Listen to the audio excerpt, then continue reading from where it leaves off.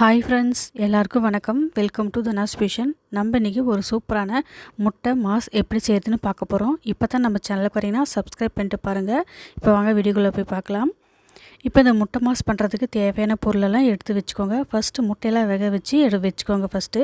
அப்புறம் எண்ணெய் தேங்காய் எண்ணெய் யூஸ் பண்ணிங்கன்னா ரொம்ப டேஸ்டியாக ரொம்ப நல்லாயிருக்கும். அப்புறம் வெங்காயம், தக்காளி, அப்புறம் தாளிப்புக்கு தேவையானது, அவ்வளோதான். இப்போது ஒரு கடாயை வச்சுக்கோங்க. கடாயை வச்சுட்டு எண்ணெய் ஊற்றிக்கோங்க, 2 டேபிள் ஸ்பூன் அளவுக்கு தேங்காய் எண்ணெய். இப்போ இந்த எண்ணெய் சூடானதும் இது கூட ஃபஸ்ட்டு சோம்பு 1 டேபிள் ஸ்பூன் அளவுக்கு சேர்த்திக்கோங்க.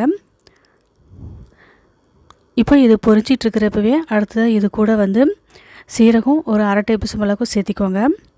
இதுவும் நல்லா பொரிஞ்சு வரட்டும். இப்போ இது எல்லாமே நல்லா பொரிஞ்சதுக்கப்புறமா வெங்காயம், பெரிய வெங்காயம் நான் சேர்த்திருக்கேன். நீங்கள் சின்ன வெங்காயம் இருந்தால் அதை கூட சேர்த்திக்கோங்க. அது டேஸ்ட் ரொம்ப நல்லாயிருக்கும். ஆனால் இங்கே சின்ன வெங்காயம் கிடைக்கல, அதனால் பெரிய வெங்காயம் நான் யூஸ் பண்ணியிருக்கிறேன்.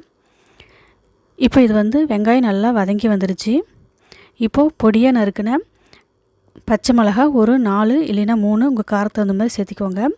கூடவே இஞ்சி பூண்டு பேஸ்ட்டு 1 டேபிள் ஸ்பூன் அளவுக்கு சேர்த்திக்கோங்க. சேர்த்திட்டு இது 1 நிமிஷம் நல்லா வதக்கி விடுங்க. இதோட பச்சைத்தன்மையெல்லாம் போனதுக்கப்புறமா அடுத்ததாக நம்ம தக்காளி இது கூட சேர்த்திக்கலாங்க. தக்காளி 2 மீடியம் சைஸ் தக்காளி இல்லைன்னா 1 இந்த மாதிரி சேர்த்திக்கோங்க. சேர்த்திட்டு இப்போ எல்லாத்தையும் நல்லா கலந்து விடுங்க. இப்போ 1 நிமிஷம் எல்லாத்தையும் நல்லா கலந்து விட்டதுக்கப்புறமா இது கூட மசாலாலாம் சேர்த்திக்கலாம். மஞ்சத்தூள் ஒரு 1/4 டீஸ்பூன், அடுத்ததாக மிளகாய்த்தூள் 1 டேபிள் ஸ்பூன். இது எல்லாத்தையும் சேர்த்துட்டு நல்லா கலந்து விடுங்க. இப்போ இதை நல்லா வெந்து வரட்டும், அதனால் தண்ணி கொஞ்சம் விட்டுக்கோங்க. ஒரு 1/4 கப் அளவுக்கு தண்ணி விட்டுக்கோங்க. நல்லா வெந்து வந்துடும். ஒரு 5 நிமிஷம் லோ ஃப்ளேமில் வச்சு நல்லா வதக்குங்க. சட்டுன்னு வதங்கி வந்துடும். இப்போ பாருங்கள், நல்லா வதங்கி வந்துருச்சு. இப்போது மிளகுத்தூள் சேர்த்திக்கோங்க. அடுத்ததாக பொடியை நறுக்கின கொத்தமல்லி இலையும் சேர்த்திக்கோங்க. சேர்த்திட்டு எல்லாத்தையும் நல்லா கலந்து விட்டுருங்க. கலந்து விட்டுட்டு ஸ்டவ் ஆஃப் பண்ணிடுங்க. இது ஒரு பக்கமாக இருக்கட்டும். அடுத்ததாக இரும்பு கடாய் இல்லைன்னா தோசை தவா வச்சு இதை செய்யலாம். நான் தவாவில் செய்ய போகிறேன். தேங்காய் எண்ணெய் 2 டேபிள் ஸ்பூன் விட்டுட்டு பெரிய வெங்காயம் 1, கருவேப்பிலை போட்டுட்டு நல்லா வதக்குங்க. ஒரு 30 செகண்ட் மட்டும் வதக்கினா போதும், ரொம்ப வேகணும் அவசியம் கிடையாது.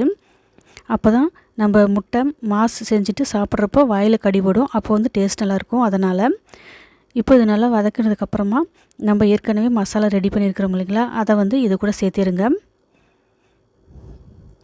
இப்போ மசாலா எல்லாம் சேர்த்திட்டு இப்போ எல்லாத்தையும் நல்லா கலந்து விடுங்க. ஒரு நிமிஷம் மட்டும் இந்த மாதிரி நல்லா கலந்து விட்டுருங்க. இப்போ இது நல்லா கலந்ததுக்கப்புறமா நம்ம ஏற்கனவே வேக வச்சுக்கிற முட்டையை நல்லா 2ஆக கட் பண்ணிவிட்டு இப்போ அந்த முட்டையை இது கூட சேர்த்திருங்க. இதுக்கு தேவையான உப்பு இப்போ ஆட் பண்ணிக்கோங்க. இப்போ முட்டையும் சேர்த்திருங்க. சேர்த்துட்டு எல்லாத்தையும் நல்லா பிரட்டி விடுங்க.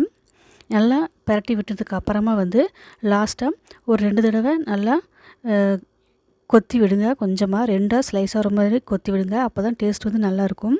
ரொம்ப ஸ்லைஸ் பண்ண வேண்டாம், ஒரு தடவை கொத்துனா போதும். அவ்வளோதான், நம்மளுக்கு சூப்பரான முட்டை மாஸ் ரெடி ஆயிடுச்சு. இது சப்பாத்தி, இட்லி, தோசை கூட சாப்பிட ரொம்ப நல்லாயிருக்கும். நாளைக்கு இன்னொரு வீடியோவில் பார்க்குறேன். தேங்க்யூ ஃபார் வாட்சிங்.